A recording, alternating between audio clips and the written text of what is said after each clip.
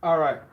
I have to cut the intro music and jump in with both feet. This is Diallo Show, broadcasting straight out of the sanctuary of hypocrisy that is the city of Chirac, state of Illinois. Today is November 20th in the year of your Lord, 2018. Um, this is my first ever evening broadcast. I'm trying to speak to the needs of my listeners, speak to the needs of my community, speak to the needs of my family, and have a more accommodating and diverse schedule for more engaging radio. So um, I spoke to the people. I put out some feelers about the time. What in the world? Sorry, there's something not right. Oh, hold on. Let me go back to the intro. I got a little. Give me 1 second, everybody.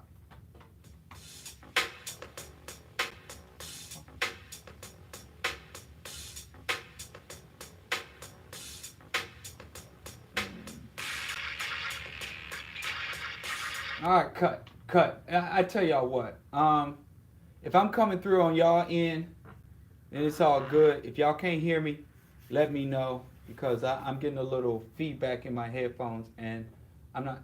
Oh, okay. Now I'm seeing.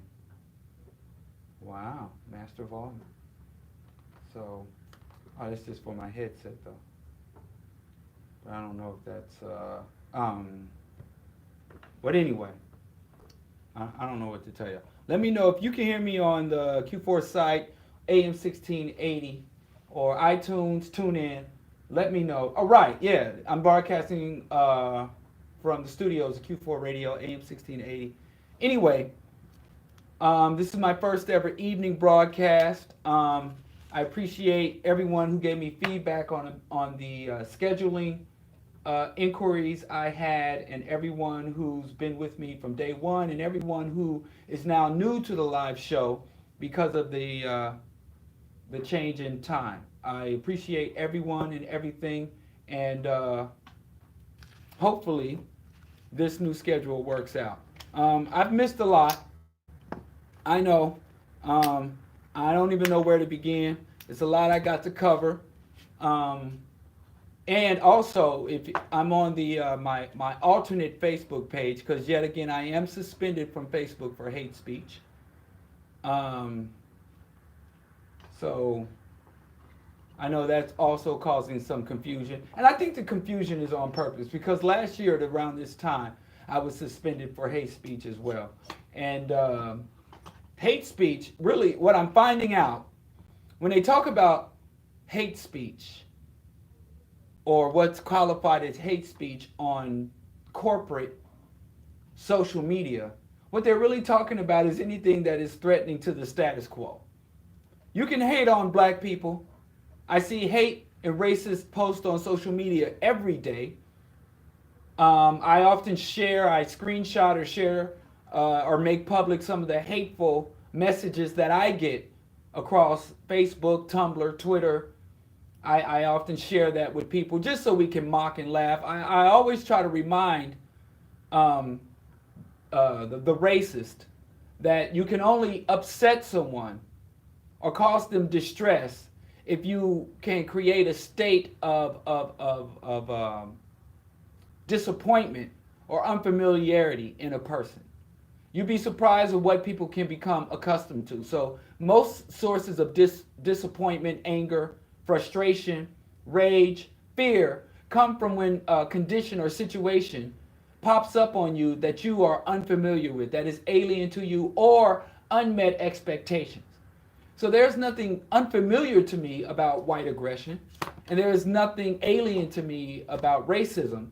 So I always try to tell the trolls, that they're kind of wasting their time with me because they're not acting in any way that's contrary or beyond my expectations. I expect little to nothing from them except the Urugu mentality and behavior. But they keep trying.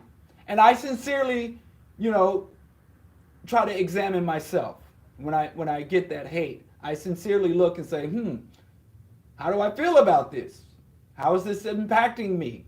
I have to do a self-check, which I call self-care, and I'm totally indifferent to the trolls on the worldwide internet. But anyway, all I'm saying is I see a lot of hate on the internet, a lot of hate speech. I see a lot of racist hate speech. I see a whole ton of sexist, xenophobic, and hostile, threatening posts all over Facebook and all other social media platforms.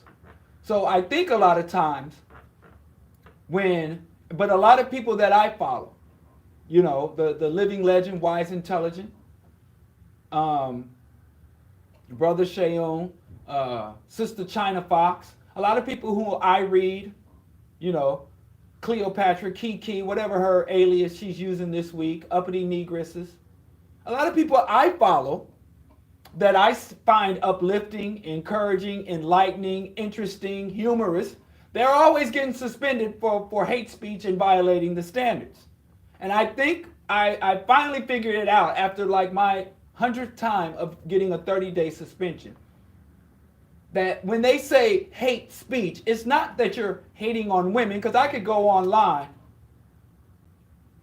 and say the most obscene, absurd, untrue things about women, whether women are caused the downfall of the black community, women, you know, I could say nonsense about women's menstruation is a curse. It makes them unclean, untouchable. I could say that God cursed all women to have the pain of childbirth because she corrupted herself and then corrupted the pure man Adam, and therefore women of all generations, and the woman is the lesser sex, the weak. I could say all this established hateful things.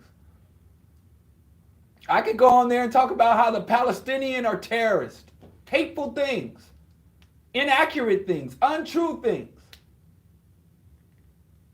I could do all of that, and I would never get suspended, because it's not that hate. What the hate that Facebook is attempting to censor is hatred of the status quo, which is white hegemony, which is capitalism, which is mass consumption, which is the theater, the arena of the absurd. I could even obscenity, whether it's twerking, broke out, sexually charged content.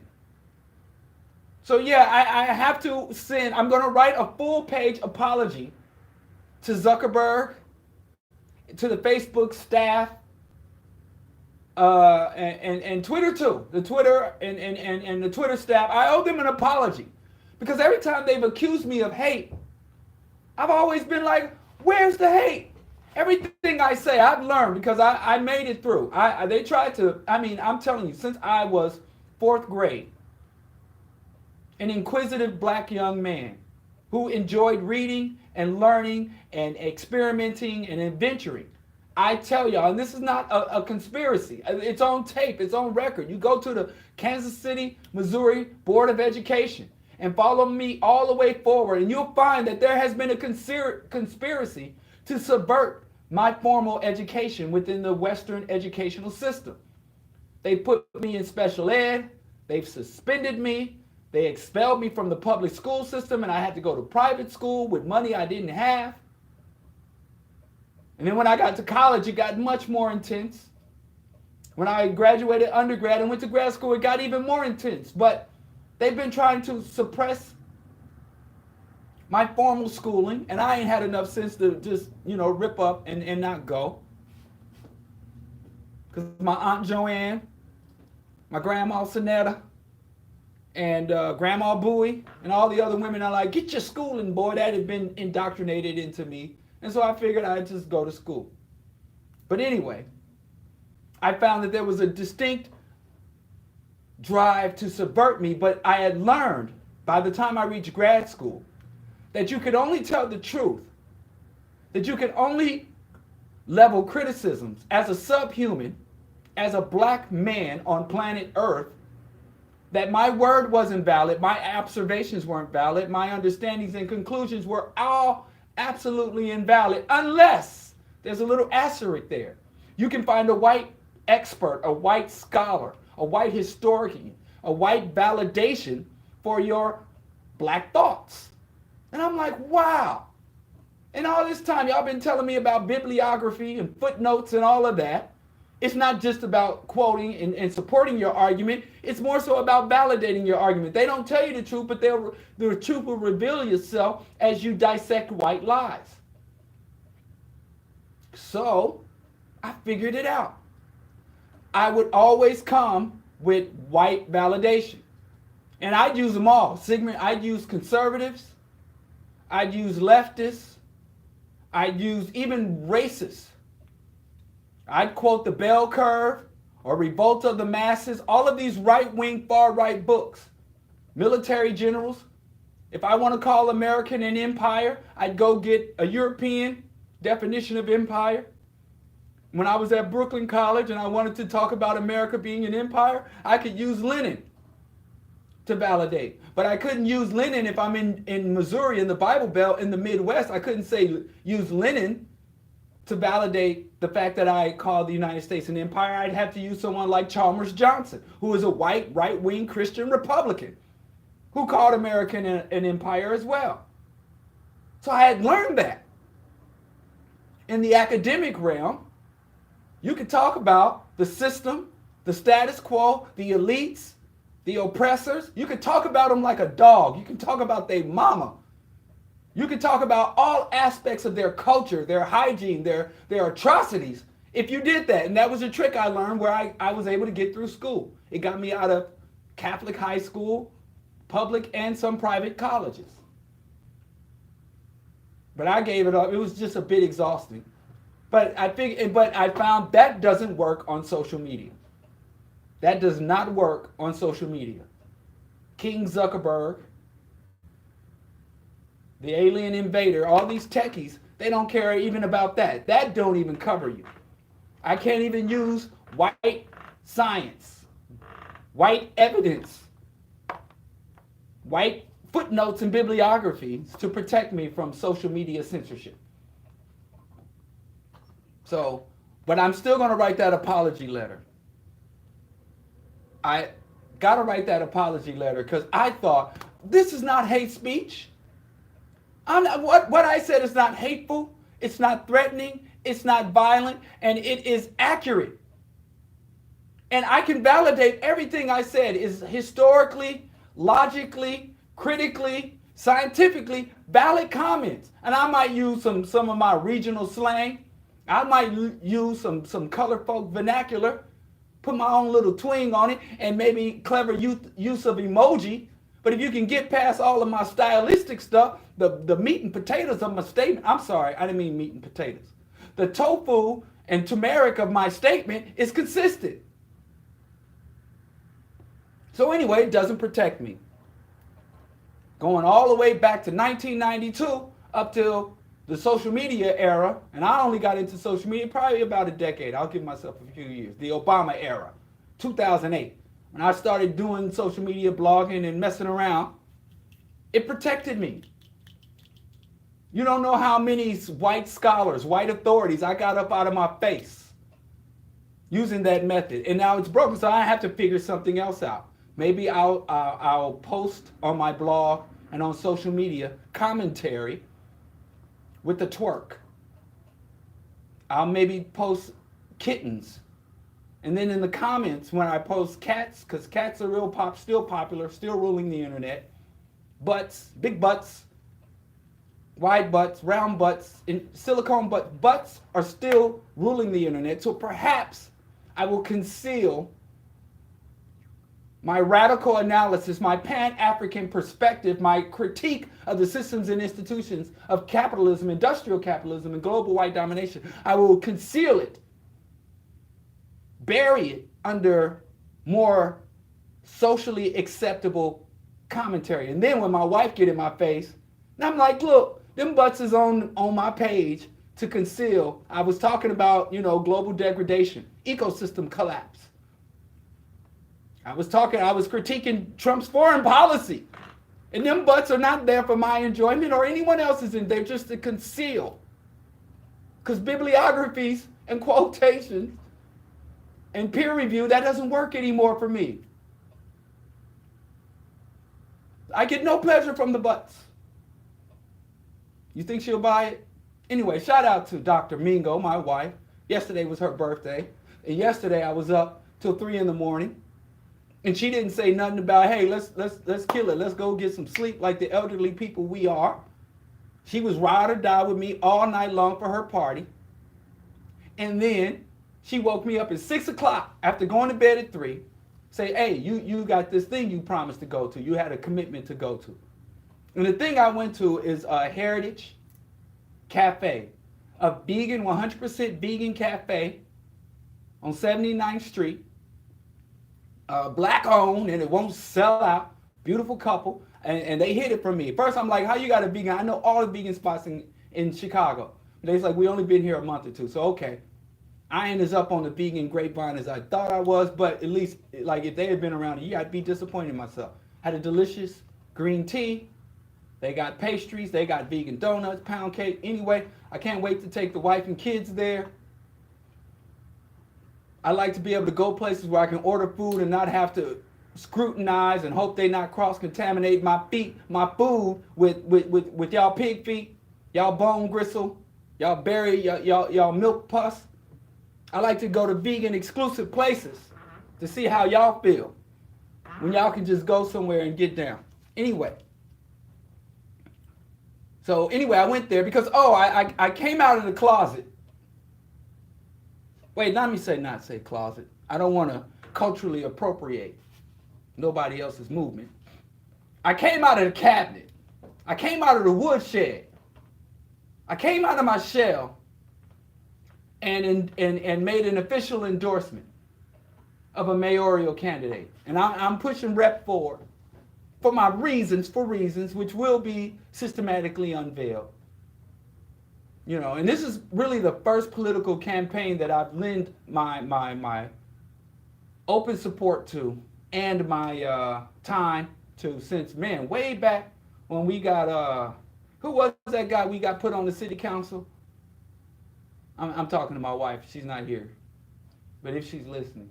Lee Barnes. Since we worked on Lee Barnes, I worked on, we got Lee Barnes on the school board, and we worked to get, I was a small cog in the machine. Shout out to MBuff. John Musamori, Mickey D, all of y'all. Sharon Sanders Brooks. We got her on the city council. Anyway, Dr. Tahi. Anyway, the organization, that was years ago. That was before Obama. Y'all tricked y'all into voting for him. So that was a hot minute ago. But it's real out here. It's real in the field. What do I say? I come on the air and say I'm broadcasting out of the sanctuary of hypocrisy that is the city of Chirac. And I respect words. I'm not like y'all president. I have the best words. I may not have the best words, but what few words I have, I may not have the vocabulary of your President Trump. But I respect words. They have meaning. So if I'm saying it, it means something. And I don't like my meaning. Oh, my truth. I don't play that my meaning, my truth type stuff. I go with Webster. I go with Britannica. Yeah, it's their language. So you want to get mad, you want to make up your own language, do that. The Kleongs, these nerds, they speak Kleong. You know, some of these nerds that like Game of Thrones, they learn to speak Dothraki. You can invent your own language and go talk to yourself. But if you come to talk to me and we're speaking English together, we have to go with established definitions. And if we're going to redefine something, I'm okay with redefining, but it has to be an agreed upon redefinement. It ain't no one-sided redefining of words and meaning, because then you're just talking to yourself and using me as a soundboard, and I hate when people do that. So anyway, I'm sorry about these rabbit holes. It's been a minute since I've been on the air, and there's so much I want to talk about. But anyway, words have meanings. I call this the city of Chirac because just like Iraq, the country of Iraq, the black communities in Chicago are colonized. They have been invaded by an armed hostile force that seek to rape our resources, keep us impoverished, and provoke violence, internalized, sectional, gang, tribal, dogmatic violence within the community, and then blame the very victims of Western aggression and imperialism for the aggression imperialism that we suffer. So I know a lot of black people are offended by that term Chirac, but it is historically accurate, it is politically accurate, it is culturally accurate. In all contexts, the city of Chirac has endured what the city of Chicago is like, has a lot more in common with Iraq. But calling Chirac is not an indictment of black people, and it's not an indictment of the Iraqi people. It is an indictment of U.S. imperialism and economic racism. That's what it's an indictment of. You know, Dick Gregory, before he passed, kept saying, stop taking that negative on yourself. Stop claiming the negative stuff that don't belong to you. So he said, don't say they do it because we black. They don't do stuff to us because we black. They do stuff to us because they are white. And again, if this offends you white individuals, my white listeners, then of course you are absolutely. If you thought immediately when a black person says white people in a critical manner, and you get offended, then you are absolutely the white person I'm talking about. Because if I was on here talking about white history, white civilization, Western culture, you wouldn't be like, all whites don't participate in Western cultures. All white people don't contribute to the Western mythos of civilizing the world. So when you say something positive about the West, y'all don't mind broad brushes. We talk about the accomplishments of the West, the triumph of the West. Y'all don't mind the broad brushes. But when we talk about criticisms of the West, then y'all want us to be particular. Homie, don't play that. And going on. Speaking of white folks, I want to talk about the welfare. Because you on the welfare. Report just came out today. I'm sorry, I meant to write down the source. But I'm just so sick of this, man. Well, it was some rapper said when he picks up a pen and try to write his rhymes, the pen gets angry and the ink gets hot and the pen just explodes in his hands because he's writing such hot fire. That's how I feel sometimes. I'm writing hot political fire on these pages. And I have to freaking, don't even put everything I mean to write. But anyway, there's a story out. You can find it. Dairy farmers from the West Coast. Dairy farmers. Trump put aside $12 billion, would it be? $12 billion aside for desperate, poor, hungry, cracked out, meth smoking, no account, baby making, single parent household farmers. No account. Who refuse to pull themselves up by their dairy bootstraps. He set aside $12 billion for these people. Because China, one of the top purchasers of U.S. industrial crops, soybeans, corn, wheat, dairy, poultry, pork. I know we some big folks, we got big bones here in America, but in the United States, we grow way too much food using all of these artificial chemicals. All these petroleum fertilizers and such. We grow way too much food for the Yankee Doodles, for the real Americans, to eat it all. You can't eat it all. The United States produces an extreme surplus of food commodities. And it ain't because America wants to feed the world. They do it for profit. And anyway, China is one of the biggest outlets, one of the biggest customers, one of the largest dumping grounds for U.S. commercial agriculture. And China said, yo, I tell you what, you want to play tariffs? You want to tax iPhones? You want to tax Nikes? You want to tax Chinese goods coming into the United States, Trump? You want to do this? Fine. You cut off. So that means dairy farmers can't sell their product. That means dairy farmers can't generate revenues. That means dairy farmers can't hire their staff. That means dairy farmers can't buy their cow feed. That means dairy farmers can't buy the grains to feed the cow. That means dairy farmers can't upgrade and maintain the equipment for raping the cows. That means dairy farmers is struggling. Hard times. And what they say when a factory closed down in the black community, when some technologies or conditions comes to the hood and say, well, no more jobs for y'all. We got immigrants, we got machines, we got white people that's gonna replace y'all. No more job for the black folks. What do they tell us? Find something else to do. Mitt Romney, the born rich multimillionaire, was when he was debating Barack Obama, when he was trying to unseat Obama to prevent Obama from having a second term in the White House. And they asked him, what about all these people who became unemployed, the collapse of the housing crisis, and all of the finance capital and everything dried up. People couldn't get loans for homes. Corporations were laying off people in droves. And he asked, what do you recommend for these poor, out of work Americans?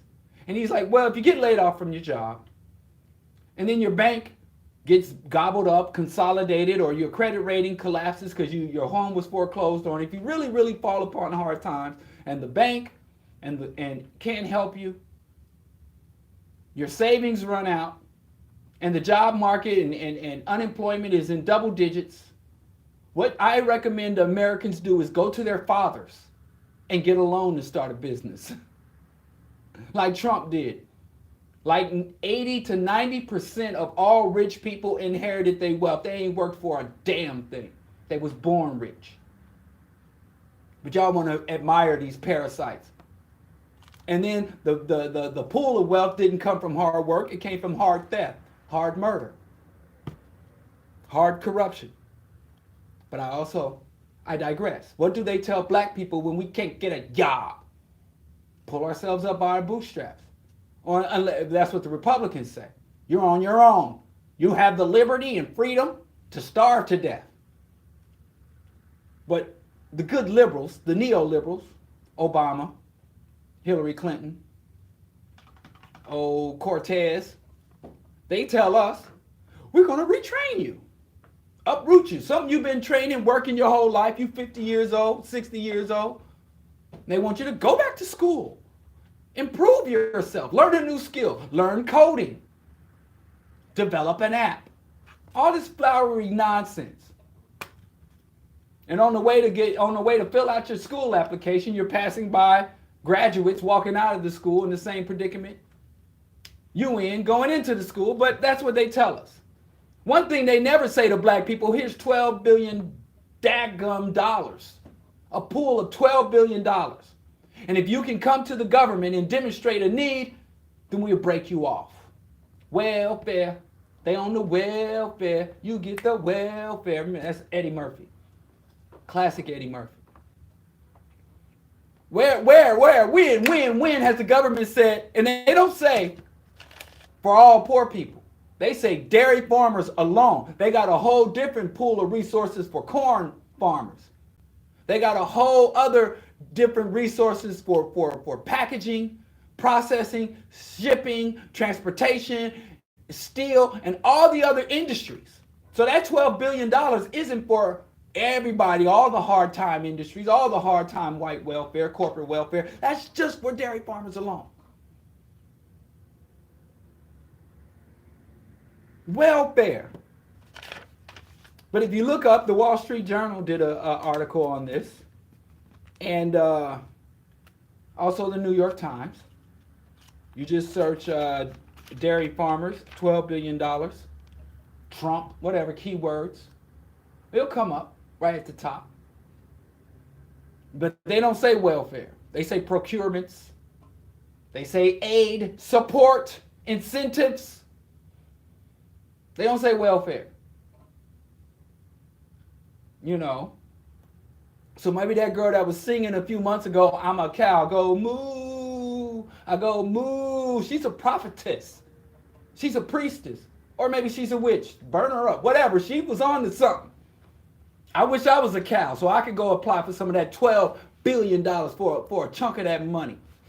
But anyway, Trump is passing out welfare to white folks. Trump is even saying, I'm not going to enforce international law with Khashoggi. I'm going to let the Saudi Arabians kill a U.S. resident. So I'm going to allow a foreign nation to murder a U.S. national, dismember, torture, and make a mockery of international justice, of international norms, of international laws, of basic human decency and morality. Make a mockery of it. But what does he say? We got billions and billions of arms deals with these people. No wonder the rappers love Trump so much. They articulate the same sick mentality.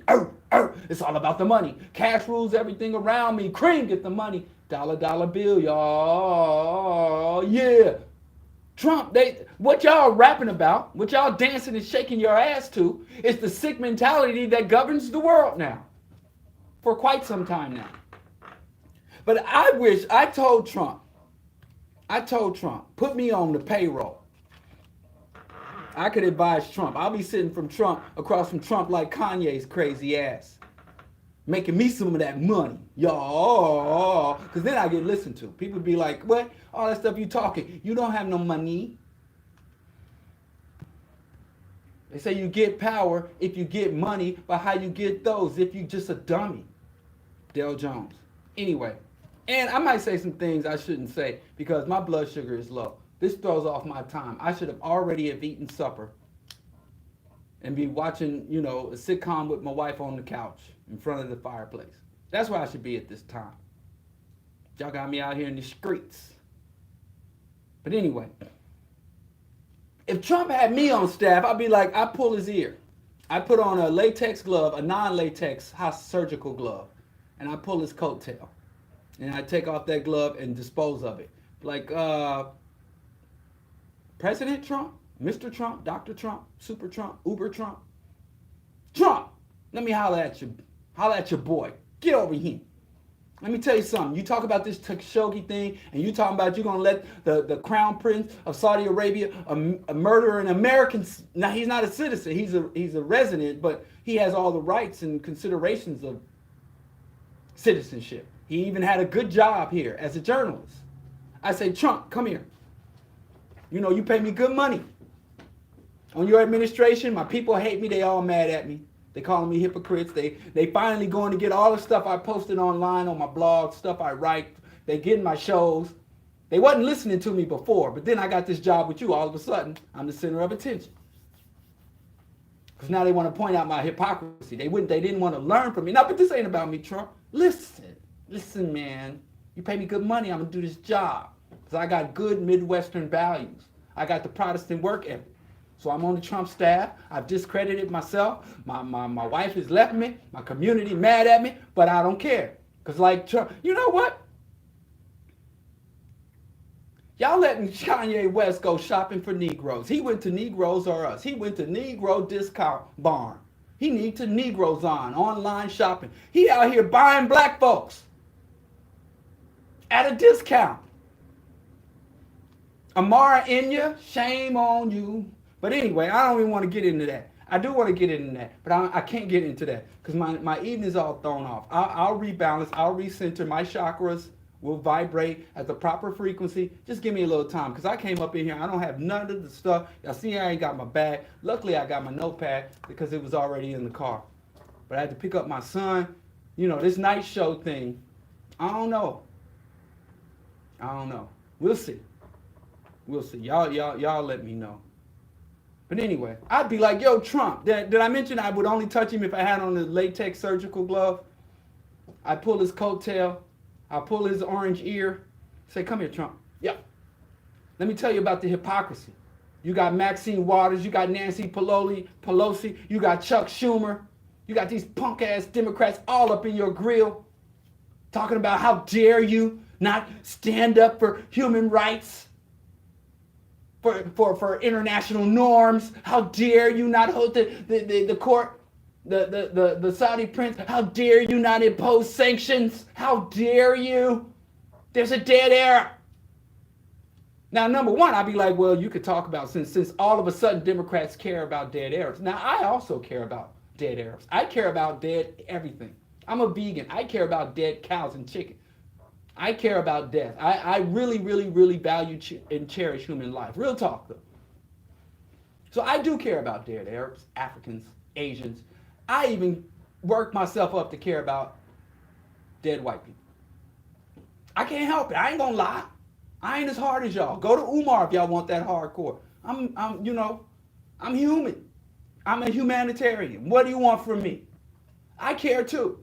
But the first thing you can say, oh, so you care about dead Arabs now, Mr. Chuck Schumer, Mr. Pro-Israel, pro-Zionist Chuck Schumer. You want to add up, want to stack up dead Arabs?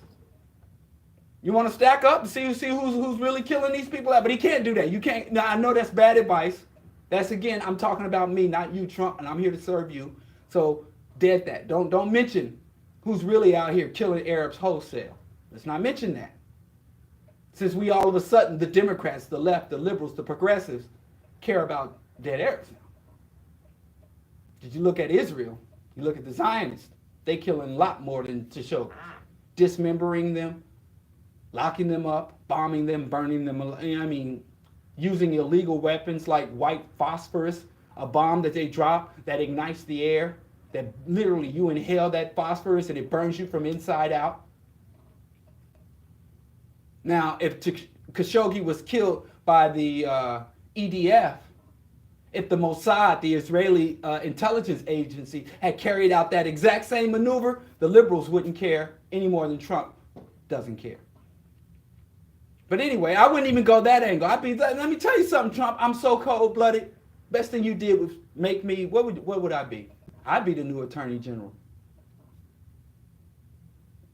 But then what could I do on Trump's cabinet? Agriculture secretary.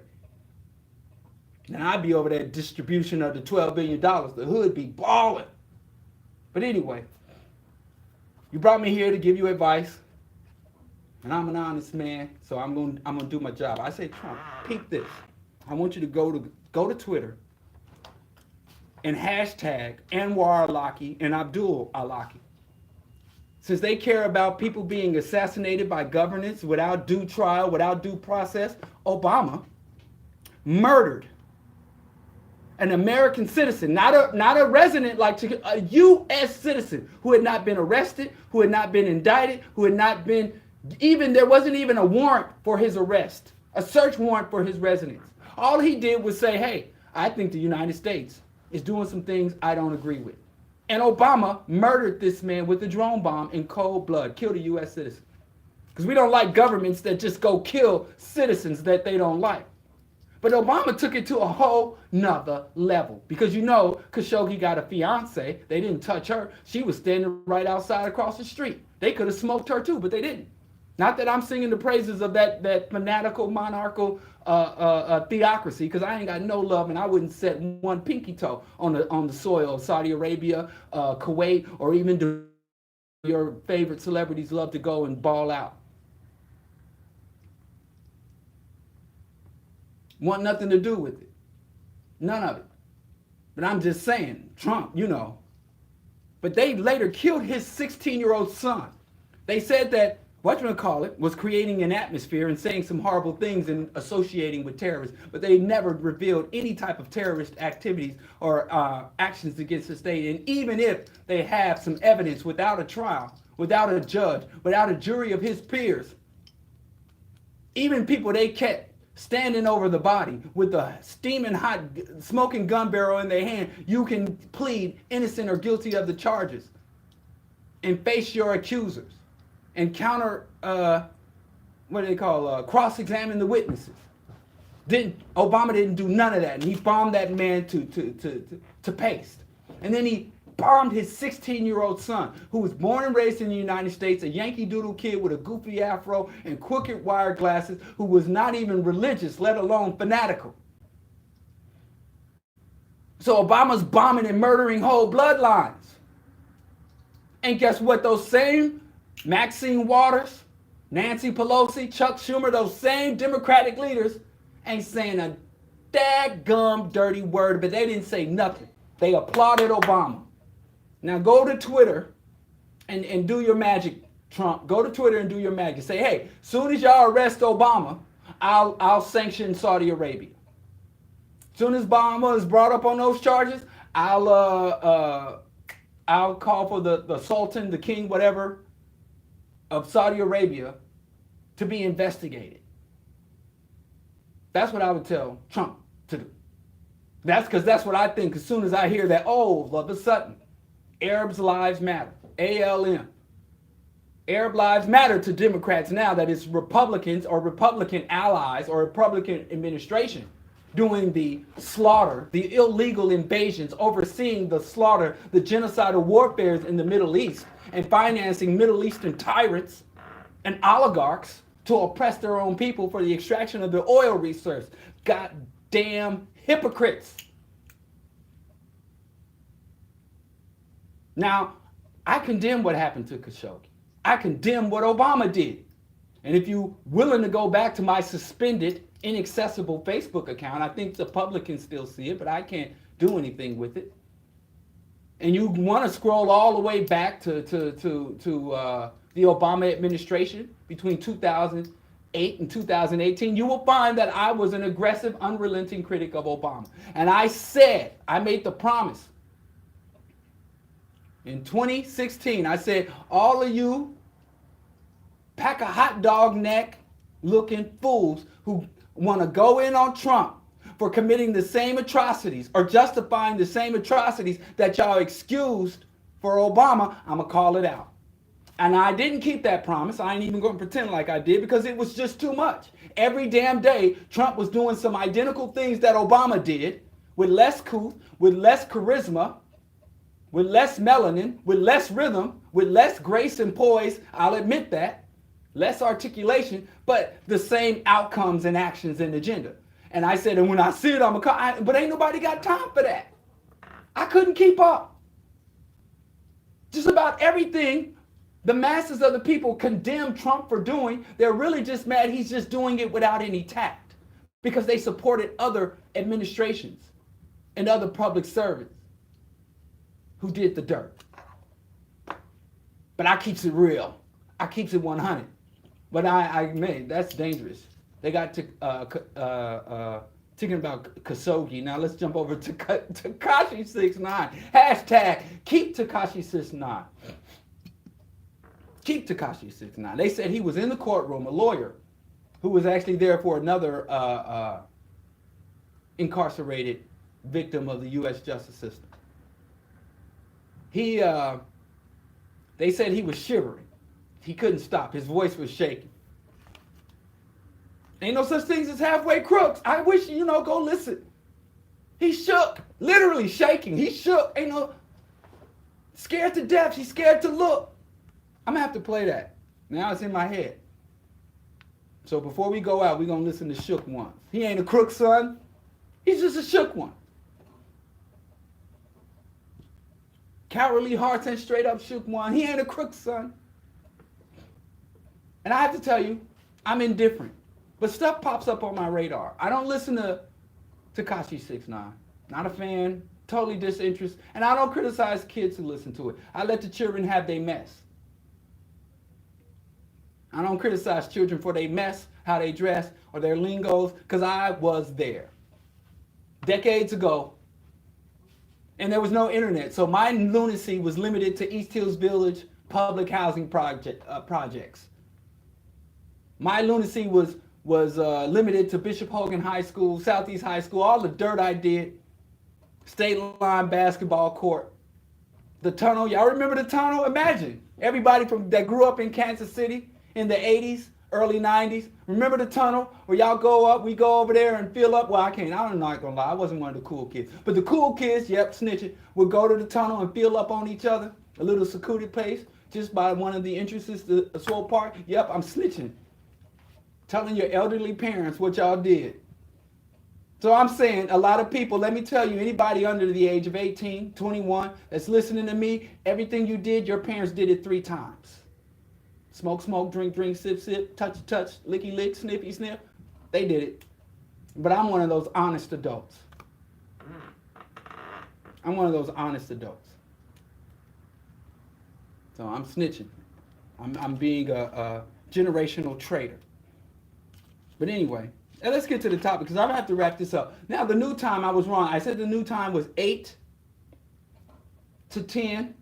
But then I went on the website and I saw that they put me on for 8:30 to 10:30 on Tuesday nights. That's the new time. But I'm not going to be able to stay that whole time because I told my wife I'd be here from 8 to 10. So she's expecting me to leave at 10, not 10:30. But I'll work that out for next Tuesday because Diddy Knockers, the show that comes on, is my, I believe it's like a local hip hop show.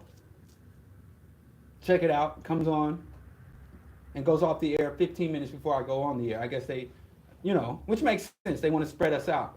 Usually when I'm here in the morning, there's no one else here. Just me and this microphone. But now coming here in the evening, the studio is alive, is a flutter, is a beehive of progressive, hippie, left-wing, alternative media and art and blah, blah, blah. They got a concert, all kind of things popping off here at Q4 Studio, Q4 Radio, AM 1680, Q4.org. The station, the radio, the culture, the movement, all that. That's another little identification.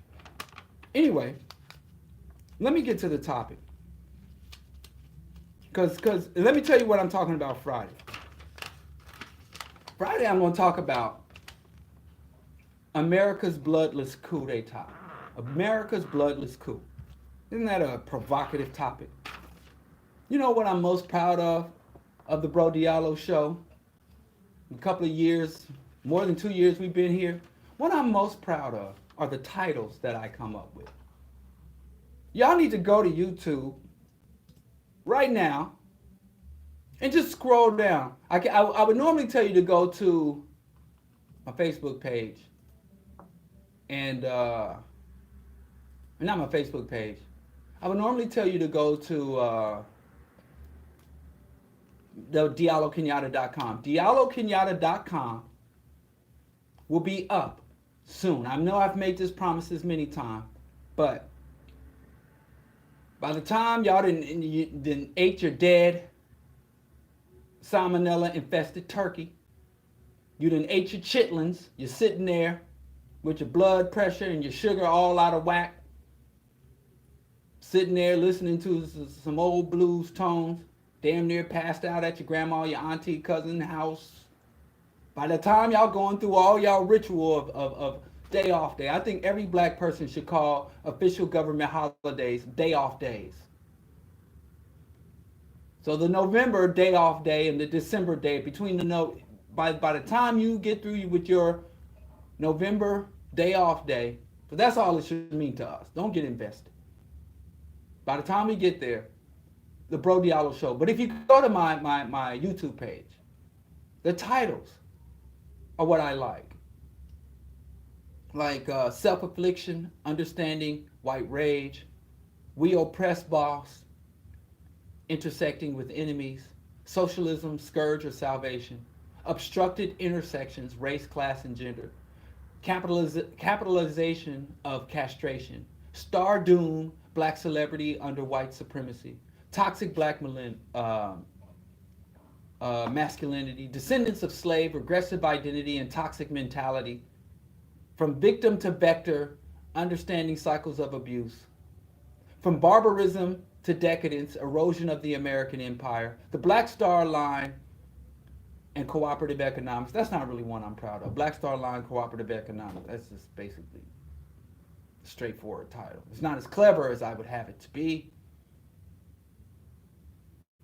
Slave to the Algorithm, High-Tech Barbarism.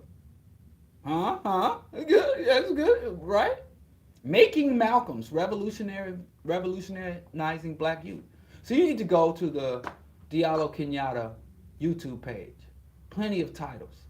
Please subscribe to my cotton picking page. Please support. Please share these shows.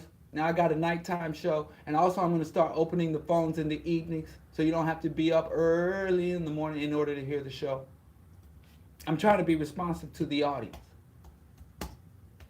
I don't want to do y'all like Zuckerberg did me. I'm very dissatisfied with the services provided by Facebook. I don't think they speak to my needs, but now, like I said, I figured it out. You can't hate on the status quo. You can't hate on capitalism. You can't hate on lies. If you're sharing lies, emptiness, and materialism, you can post unobstructed on Facebook. But if you're hating on the status quo. That's where you get in trouble. But anyway, let's get to the topic. I was invited by Dr. Obari Cartman to speak at the Black Men's Healing Expo. And I was flattered, and I find it hard to say no to brothers like Obari. We got Obaris all over Chicago. In fact, when I'm out in the community trying to do some good for my people, I call it Obari. I get home, my wife said, "Where was you?" I was like, "I was out in the community Obari." He's one of those type of cats. Stay grinding. So I went to the Men's Healing Expo in commemoration of Men's Health Month. Did you know this was Men's Health Month? And so they want you to get in the shower, make sure there are no lumps on your testicles, check out your prostate, all that stuff. Men's Health Month, but also Men's Mental Health Month. So, if you haven't made an appointment with Dr. Umar to go sit on Umar's couch so he can get all the punk out of you, make an alpha male out of you, if you don't have the proper amount of Big Papa. So, whatever you got to do, whatever professionals you deem necessary, go get your men's health on. But anyway, it was the Men's Health Expo. And I said, "What do you want me to talk about?" He said, "Talk about anything." He said, "Anyway," I said, "I wanted to talk about Fanonian peace and holistic healing," because there were a lot of holistic healers there. A lot of brothers and sisters selling health and healing products. And there was a mixture of allopathic medicine and holistic quote-unquote alternative medicine. So there was HIV, blood pressure, diabetes type people there. And then there were the herbs and incense and sage and salves and tincture type people there. A good mixture. And it was enough informed professionals there. Physical and mental and spiritual, higher self, chakra aligners, Reiki, energy healing, all that. Very interesting. So he said, "Talk about whatever you want." And I'm like, "Well, I got to talk. I might want to talk about, next time someone invites me out to speak and tells me to talk about whatever I want, I promise you I'm going to do this. I'm going to talk about 40K lore. Warhammer 40K lore. I'm going to talk about maybe the Horus heresy. I'm going to talk about the Necrons. I'm going to talk about why the Tau Empire and the Greater Good is actually a really cool sect, but very unpopular. But their design, how much I hate the Eldar. That's what I want to talk about. So next time, you call out Brother Diallo at your event, and I'm very humbled and I'm very gracious, and I appreciate everyone who's willing to hear me. I don't take that lightly. But if you call me out, you should know what you want me to say, or else I want to talk about, like, people like, whatever you want. That's what I like to talk about. If it wasn't for the revolution, if the revolution was over tomorrow, I'd be a Dungeons and Dragon nerd. That's where I'm happiest. And I'd be a full-on, not just one of those cool nerds that, one of those sexy nerds from the movies. I'd be like a poor hygiene, really bad skin, socially hostile. Now, nerds aren't just awkward. They're hostile, resentful. They're very uppity. I'd be one of those for real nerds, not the nerd that gets the girl at the end of the rom-com. That's what I would be doing. And that's what I'm going to do after the revolution. Full-on video games, board games, comics, all that. But anyway, he invited me out to speak, and I said, I want to speak about Fanonian peace and holistic health. Anyway, there was a scheduling issue. I wasn't able to no, it wasn't a scheduling issue. I had a death in the family. My wife's father passed away after a long illness. So I was supposed to send him a write-up of what I wanted to talk about. Woody Woo didn't do it because I had to deal with his death and the funeral and proceedings. Well, I didn't really do anything, just supported my wife. She did all the work. That's how we've done things since we've gotten married, and it's worked this far. Let me not say that. Feminists, just wait for me to slip up. That's the only reason I'm such a good husband and father, because I just can't give the feminists fuel for the fire. That they out to get me, and I just don't want to give them nothing to work with. It's not the love of my wife and children. It's just I don't want to be out here getting dragged like Umar. If it wasn't for the feminists, I'd be out here Umaring till Conscious strippers, here I come. The feminists aren't watching me. So that's it. It's just a front to keep so that when feminists criticize me, I could say, hey, anyway, I'm Trey. It's late at night. You're going to hear some things. It's after hours. Put your kids to bed. You're going to hear some things you didn't need to hear. I'm going to say some things I didn't have to say, and I'll say them again if I have to say it. Anyway, I wanted to talk about Fanonian peace and holistic healing. And because I'm not doing I messed up tonight too. My life is a mess. Who's that one, Iyanla Van Zant, that old hack? Fix my life, Iyanla Van Zant. I ain't got to hear you all that mumbo jumbo nonsense you be talking. Just, cut the check. My life can be fixed. I mean, not even a lot of money. Like right now, for like $1,200 would fix my life. I'm just cheap. I'm humble. I don't ask for much. I don't need for much, man. $1,500 would just put me over the top. Chump change to the rest of y'all ballers, living shot callers, 20-inch rims on your Impalas. But anyway, let me get back to the issue. Like I said, my blood sugar, I ain't ate nothing.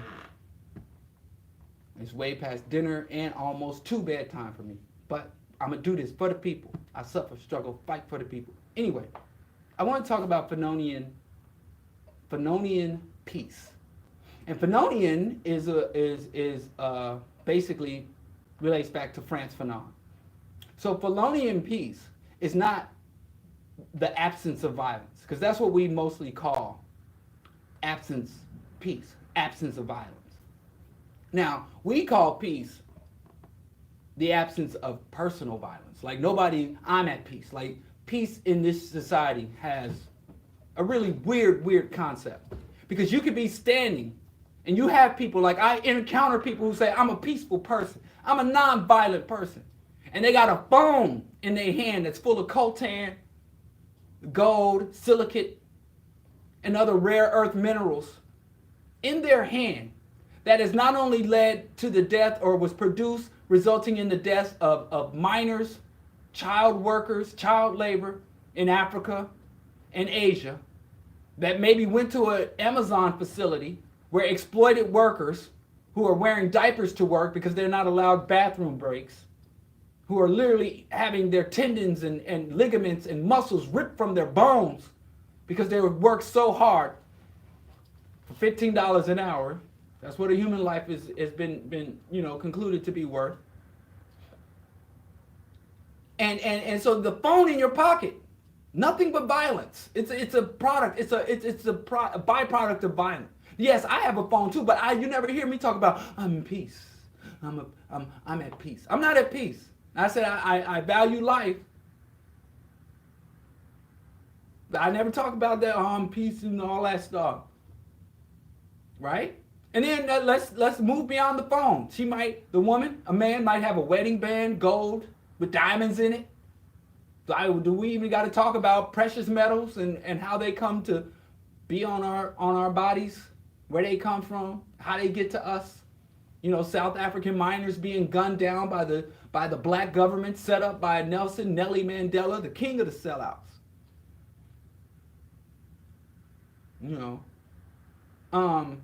Let's go beyond the goal. Yeah, it's easy. Phone, technology, evil.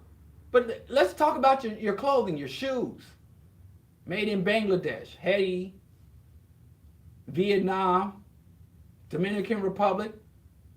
Nike likes to use Dominican labor, where women work in sweatshops and have such grueling schedules. They stop menstruating. They develop a condition called amenorrhea that comes as a result of being undernourished and overstressed.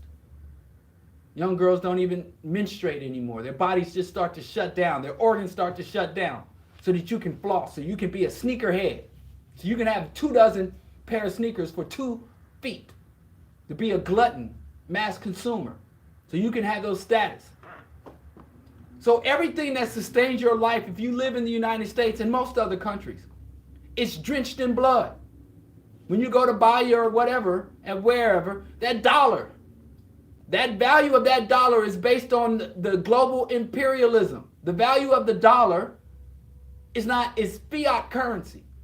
The reason why the dollar is the world standard dollar is because every single nation that says we're not going to go on the dollar economy gets bombed, gets sanctions, gets blockaded. They send in the economic hitman and the jackals. So every aspect of your life, do I need to talk about your car and the oil, the gasoline in your car? Do I need to talk about the maquiladores? There is no peace anywhere in the world. There is no person living at peace on planet Earth. Everything, whether you're living good, now we ain't got to talk about the how peace escapes poor people. The South Side of Chicago. We like to think, oh yeah, the South Side is a bad neighborhood. There's a lot of violence there. But the Gold Coast, up over here, I'm pointing, as if y'all can see where I'm pointing. The Gold Coast, the North Side, the northern suburbs, northwest suburbs, some of the south suburbs, affluent black folks.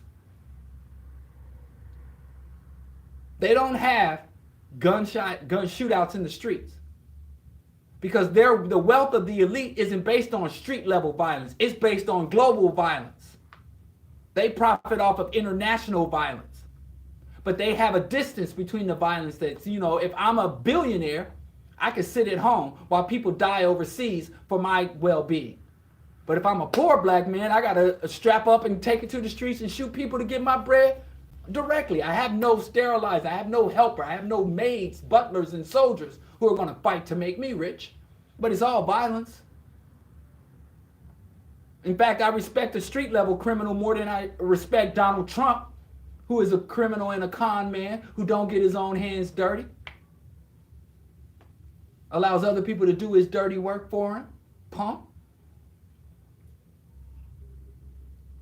So, there's violence everywhere. But everywhere I go, I hear people applauding peace. Oh, I love peace. I want peace. Peace on earth. Goodwill towards men. Everybody's pro-peace. And there's no peace in the world. And that's where that cognitive dissonance, that's where that mass indoctrination comes in. How you got everybody in the world who loves peace and a world that has no peace. So there is no peace.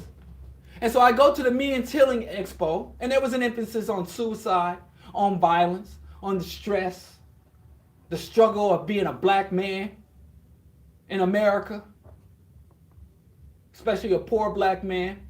I was with Rep. Ford for mayor, hashtag Ford for Chicago, FordForChicago.com. I was with Rep. Ford, who does a lot of work, exhausting work, on ex-offender justice, trying to get employment, housing benefits, scholarships, grants, and even the vote to rehumanize ex-offenders. Brothers come out of jail, trying to get those recidivism rates down. That's reform. That ain't revolution, it's reform. And it's real easy for me to sit here behind the microphone and call and work for revolution and call and advocate for revolution, but a dude with fresh out the pen. I'm saying if reform, food stamps, and housing vouchers are going to help you get that ish, and without shame, act like you a damn California dairy farmer and get your cut. You think the dairy farmer got any shame going to the government with his hat government, getting some welfare? You don't rape cows to get your money, so you're ahead of the dairy farmers. You don't destroy the ecosystem, pollute water, and give people a toxic product they got no business consuming anyway to get your welfare, so you ahead of the dairy farmer. But anyway, I'm at this expo, and I can say to everybody, who here is in favor of peace? I didn't say that because I don't want to antagonize my audience. I've learned. I got sick of getting called out places and chased out the back door. So I learned not to antagonize the audience. So I asked, I didn't ask, but I would have asked if I hadn't had to mix up in the funeral and all that, and I had gotten there on time and I was able to speak under better circumstances. I would have asked. Everybody want peace. Nobody got peace. And I'm like, I would even ask, who here is at peace? And there was cats there that do yoga, cats there that do capoeira, cats there that do Reiki healing, cats there that can bend their bodies like a pretzel, cats there whose farts smell like lemongrass, just these pure, clean brothers. And a lot of good sisters too. But, can't critique women. Like I said, the feminists are waiting for me to slip. so they can get on there and call me problematic. They think that's like black men. You're problematic. Oh, Krypton, black man, Krypton. You're calling somebody problem. But then my issue with that is that ashy, hotep, problematic. Y'all throw the words around too loosely and they lose their bite. If you were more targeted with your criticisms, if everybody's problematic, no one is problematic. And you use it more for your own personal vendettas as opposed to a systemic or even individual critique or analysis. But I digress. There are a lot of healthy brothers there. So I know them brothers were at peace. They were advocate for peace. They're peaceful. A lot of vegan brothers there. A lot of some good vegan food, natural healing. You know, dashikis and dreadlocks, just a forest of dashiki dreadlocks and patchouli. And I did talk about how ain't no peace in here. This room, this facility is saturated in blood. It's on stolen land where genocides against the natives was carried out, where atrocities against Africans, our own ancestors, were carried out right on this soil, right in this city. And no one has been given justice. None of those atrocities have been spoken for or made. None of the descendants of those victims have been made whole. So all peace is an illusion. And what you have instead of peace is a distance, what I call a sterilizing distance between your physical self and the violence that makes your life good. And the closer you are, the poorer you are, the closer physical proximity you have to the violence that sustains your life. So, if you are dirt poor, then the violence that sustains your life, you're going to live close to violent environments. If you're super poor, like third world poverty, you're going to literally live where the bombs are being dropped, where the nuclear waste is being dumped, where the rape and ravages of the U.S. military atrocities are being committed, the white phosphorus, as we talked about earlier, the depleted uranium rounds, drone bombs, Obama drone bombs, bomblets from cluster bombs. You know, our brothers and sisters in the Congo, our brothers and sisters in Haiti, our brothers and sisters in Venezuela, our brothers and sisters in Palestine, the occupied territories, the West Bank. Them people, they're right up against, they're physically touching the violence that sustains the empire. If you're middle class, you might have to drive through bad neighborhoods. You might have to fly coach next to the rabble. Or you might fly, you might have to have more closeness. Maybe once or twice a year, you hear a gunshot in your middle class neighborhood, whereas poor people here, we hear gunshots every night. But if you really baller, if you are Puffy, Jay and Bay, Donald J. Trump, the Koch brothers, the real rich people, then if you're Zuckerberg, unlock my account, damn you, Zuckerberg. It's mine. I earned it. Give me my account, you bastard. Anyway, if you're Zuckerberg, then you're literally on a whole different level of the violence. The bombs that are dropped, the street level violence, even many of them, all these rich people, they all on cocaine. They all pop pills. They all do that dirt. They all hire prostitutes. But they got butlers and other people. They don't even have to go to the grocery store. Like middle class people, even poor people in the United States, you ain't got to go commit the violence, to slaughter the cow, to slaughter the chicken. It's all wrapped up for you. You in the third world, you got to kill the damn cow and chop it up and wade in its blood, guts, and feces and urine your damn self. Here, we let immigrants do it and then pretend like we don't want them here to do it. So there is no peace. So you're like, there's no peace, but there is a form of peace that black people, I can't speak for nobody else. This is where everybody who ain't African can tune out. There is what I call the Fanonian peace. And the Fanonian peace, as Fanon taught in his wonderful books, Dying Colonialism and Wretched of the Earth, said that the colonized man, the oppressed man, your peace doesn't come from the absence of violence. Because oppression is violence. And if you live under an oppressive system, whether you're a cop and you're cooperating with the oppressor or you're fighting against the oppressor, you are engaged in violence. So the Fanonian peace is a psychological state where everything is rational. Everything is properly understood, and properly engaged.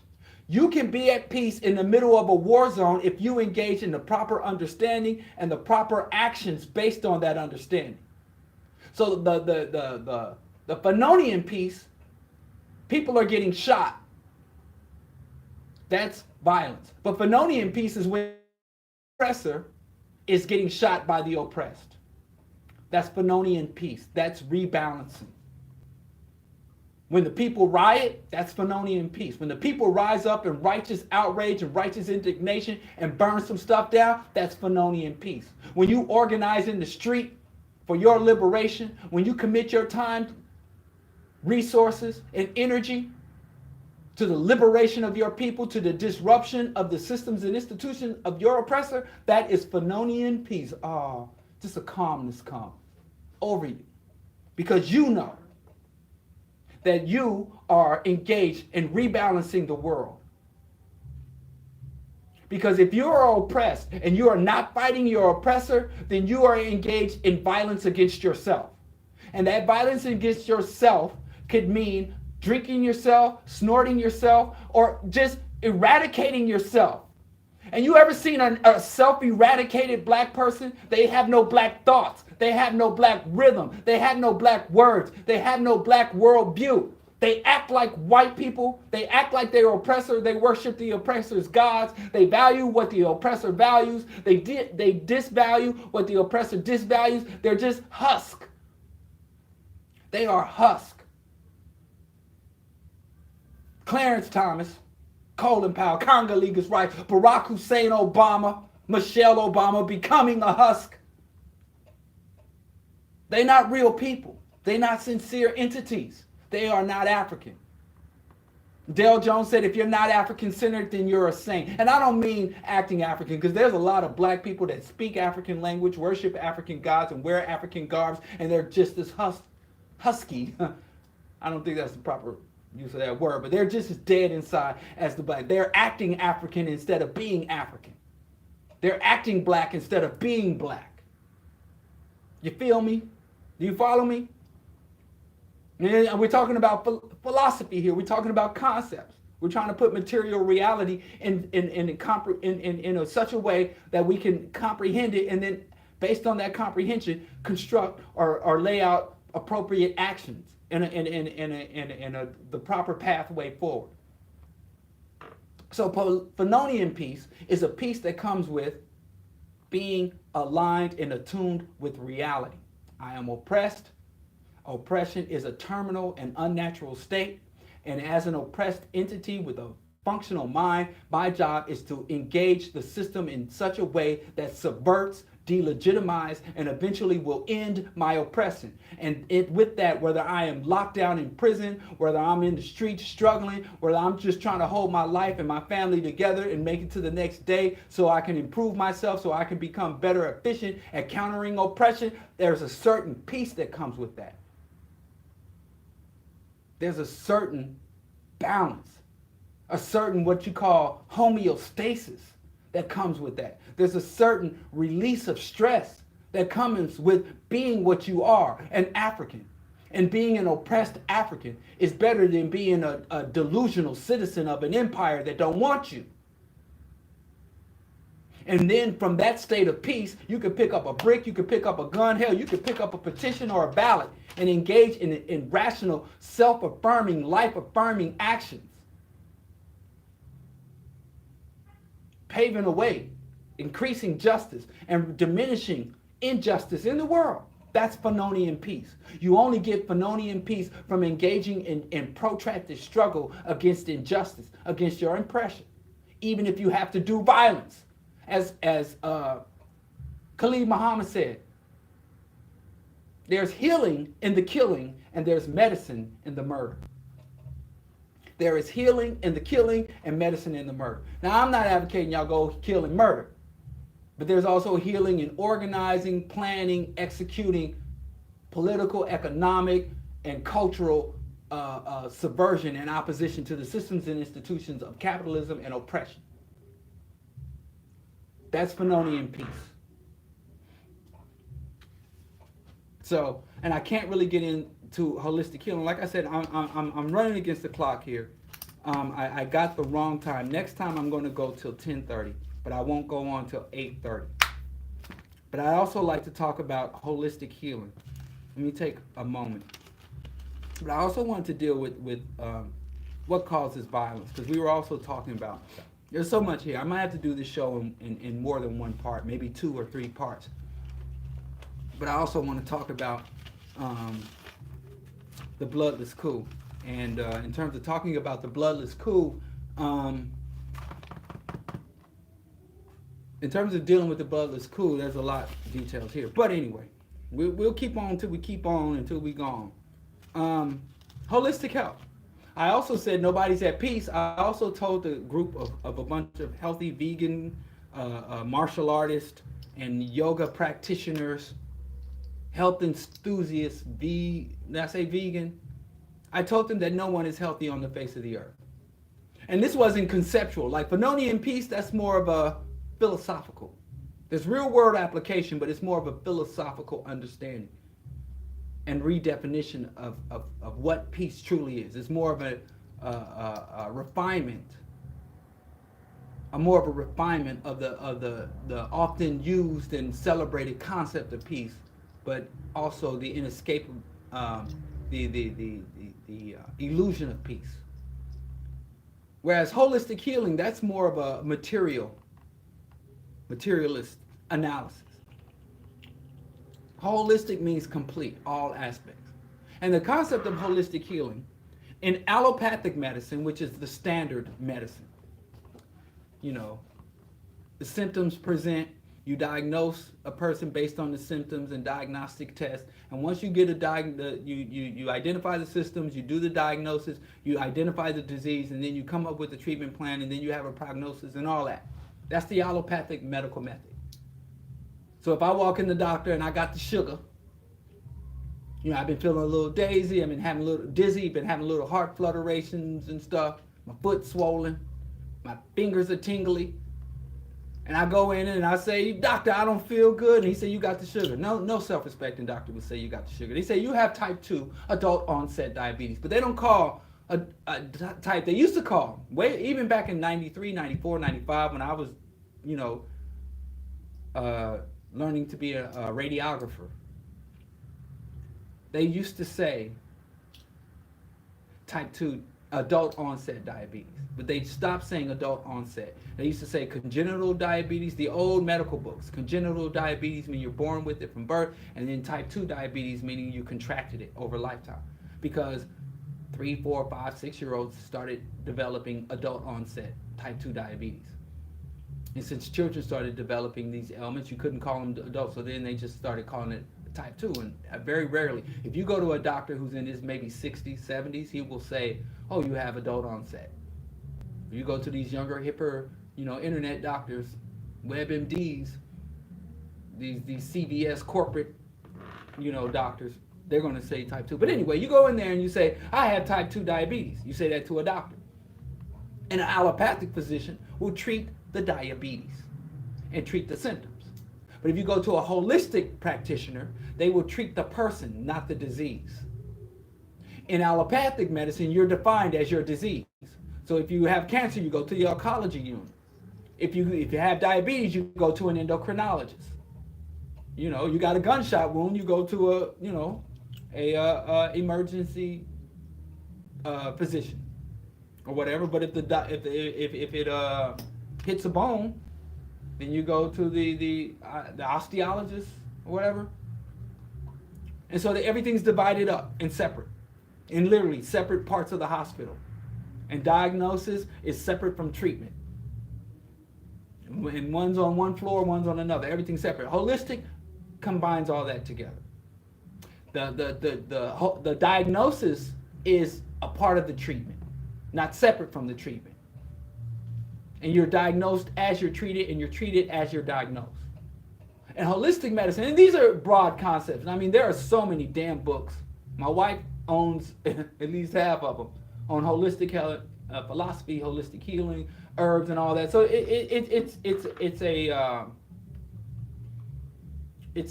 a science. But the basic thing is you treat everything together and you see things connected. You see how all things are connected. You don't just treat the particular disease and then send people to all these different practitioners. And that's why, the allopathic, and there are merits to both. Allopathic medicine is really good for acute conditions, whereas holistic medicine is really good for chronic conditions. But anyway, I said nobody's healthy. Even if you have the benefit of the best allopathic doctors and the best holistic healers in the world, you can't be healthy. Because human beings are earthlings. We are on Earth, and all of the Earth ecosystems are in rapid decline. All Earth ecosystems are under a state of pollution and disruption. So just like if you have a cancer cell in your body, and let's say if you have brain cancer, but you have the healthiest lungs, the healthiest heart, you get the strongest erections, you have the fullest flow during your monthly menstrual cycle. Even if all other aspects of your body are healthy, the mechanism, the being, is still considered diseased. So if I'm a healthy person on a dying planet, what the hell does my health mean? Nothing. So again, we have to stop pretending like, number one, health is individual. Holistic health healers understand that health is communal. Because even if everything is okay with you, if you're walking the streets, stepping over corpses, even if you're immune to whatever killed that corpses, whether it's a virus or a bullet, even if you're immune to that, it still affects you. You psychologically. And we know that psychological stress, visual stimulus affects our immune system, our endocrine or glandular system, our muscular system. You could be looking at a horror movie and hey, this is a horror movie. I've seen 10 times. I know it's a movie. I know all the lights are on. There's nothing going on here. And when you see somebody get chopped up, you still feel discomfort. When the monster jumps out at you, even though you know it's fake, you get scared. When the preacher's in the pulpit talking all this and getting you riding, and you're like, praise God. You know God isn't real, but you still get excited. Your central nervous system gets stimulated. Because even though because we are primates that are social primates. And evolution favored the people who could relate to other people. Evolution favored individuals who had the capacity to feel the pain of others. If you lack the capacity to feel the pain of other people, then you would have a harder time bonding with the group. And if you couldn't bond with the group during our evolution, then it lowered your probability of survival, thus lowered your probability of reproducing, thus lowering your probability of reproducing yourself. So most humans have a certain level of empathy. And I know education and media does everything in their power to purge that from us. But it's still there, except in the psychopaths and the sociopaths and the maniacs.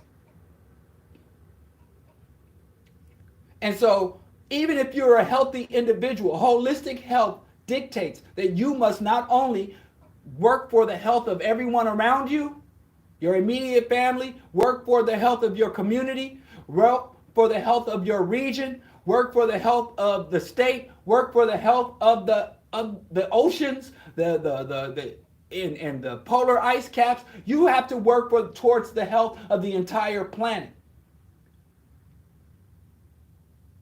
That is true holistic health. And I find a lot of people who are at peace, they burn their chakras, and they're unbothered, they're unstressed. They're one with the universe. And those people are assholes. Stay away from those people. The people that are like, I don't want no negative energy. Stay away from those people. They're assholes and they're not healthy and they're not at peace. Those people are parasites. Real healthy people and real peaceful people say, I'm going to fight for justice and I'm going to work to diminish my negative impact on my environment and help to bring about healthy conditions. I'm going to work so that other people are eating healthy food, breathing clean air, eating non-toxic food. I'm going to educate my community. I'm going to eat healthy myself. They understand that it's not an isolated, individual, personal thing. It is a communal, collective thing. And the more physical, intellectual capability you have, the more you should try to serve to help other people. And those are healthy people. Those are peaceful people. The people are like, I got mine. The people who are like, yo, I go to this spa that's $1,500 a month and I get these seaweed wraps. I go to this great holistic physician that I fly to Borneo and get in the mud baths and all that. To hell with those people. Cigarette smoking, pork chop eating Fred Hampton was more peaceful and healthy and holistically healthy than your kale chip eating, sage leaf burning, self-centered, individualistic vegan homie or home girl. So I'm saying, and one other thing I like to tell black people that are really, really into this health stuff. Healthy slaves profit the master most of all. Meaning that if you're a black person who's eating right, taking care of your body, working out, doing all the right stuff that I advocate. Hell, I've been a vegan for over 20 years, so I know some of y'all rolling your eyes so hard y'all about to fall out of your chairs. But this is consistent with what I've always said. All you healthy people, if your whole, and some people you'll know their whole life is all about health. You go to their house and they go in the refrigerator and get that jug with those annoying little cucumbers and lemon slices cut up in their water. They only drink distilled water and they got all the nutrients, all this stuff, micronutrients, earth, the micro mineral nutrients and dissolved rocks and Erykah Badu, earth, red earth, clay and all that mess. They're so healthy they make you sick. Those type of people that some of y'all might be like, yeah, y'all might be pointing fingers at me. But let me tell you what exempts me from that category. Those people, if they are doing all that for their personal health, but they're not fighting the system, and they're just human resources, they are doing nothing but providing a healthy slave, a healthy cog. The healthy slave that can pick more cotton for a longer time than a sick slave. So what is the point of trying to be healthy, eat healthy, be vegan if you're not fighting the systems and institutions of global white domination? What is the point of being healthy if you're not out there trying to subvert the very omnicidal system that's destroying the life-sustaining capacity of the planet Earth? What's the point? If I wasn't a revolutionary, I'd be smoking, drinking my Ripple, and gnawing on what y'all eat, turkey legs, chitlins, hog maws, head cheese. What's the point? Like the young people say, kill yourself. Don't kill yourself, but kill yourself. You're pointless. Kwame Ture said, there's only two type of people. Humans and beasts. Those are the type. You're a humane person or a bestial person. A humane person does all the stuff I've been talking about. Works to keep themselves healthy, works to keep their environment healthy, and fights to bring about justice and to subvert the oppression. A bestial person consumes. I take care of mine. I got mine. I got a nice house. I don't mess with you. Don't mess with me. Individualistic. Materialistic. More concerned about consumption than justice. The Oprah Winfreys. And they might talk about, oh, the secret and all that mess. Let me tell you something. There's a lot of sick, healthy people out there. Psychologically, politically, culturally, socially, sick MFers. Wish I could cuss, because that's what they are. If you are not a revolutionary, you are not healthy. If you are not fighting for justice, you can never be at peace. The people who are not fighting for global justice, they're not at peace. What they have or what they strive for is a distance from violence. And being distanced from violence is not a state of peace. That's just a proximity to violence. And most people are now, we define peace as having a certain distance from violence. Let it happen in the bad neighborhood. Let it go on at the bad schools. Let it go on in third world countries. Let it go on at the border. But I keeps it real. I see you. And we need to start calling people out. Stop being so damn polite. Please do. And somebody's like, yes, I don't eat meat. I don't eat soy. I'm a raw food breatharian. Like, are you struggling for the liberation of the people? My liberation. I didn't ask about your liberation. My truth. I didn't ask about your truth. I'm talking about liberation. I'm talking about the truth. The definite article, the truth, not your truth, asshole. Start calling these people. Check them. Chickadee, check them. Check they self. And wreck them. Y'all know us vegans ain't the most buff people in the world. You ain't got to be scared of us. Except for King Dita. Charles will whoop your ass. Just leave him alone. But every other vegan you know, you could probably whip every other vegan. So call it out. Let's refine, improve. Health. Anybody that works out, that trains in martial arts like King Dita, knows. It's an on. I don't care. There's no such thing as an ultimate mastery. You train all the time. So we all have always got to refine, always got to expand these definitions, understandings, and applications. This is the Bro Diallo Show. This is Q4 Radio, the nighttime, the night hour, the midnight hour. So I'm going to be here Friday morning, 8 a.m.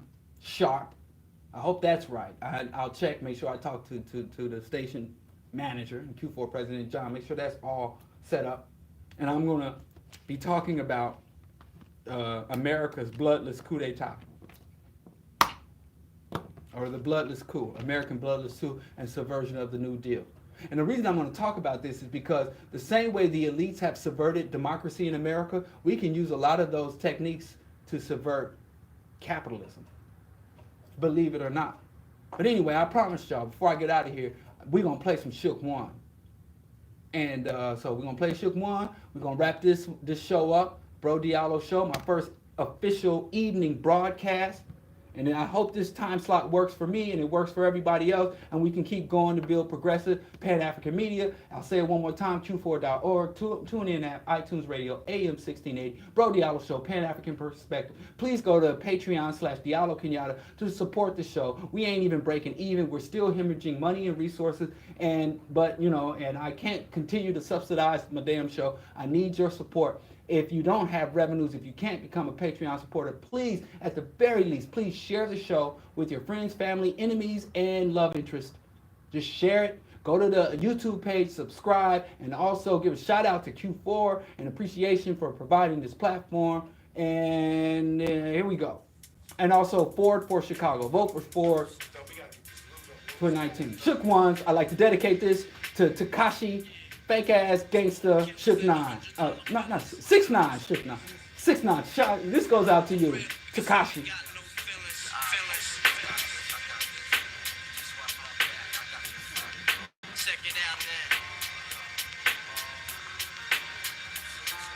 We're going off live. I'll see y'all YouTube, Facebook. I'll see y'all Friday morning. Peace. Bro Diallo Show.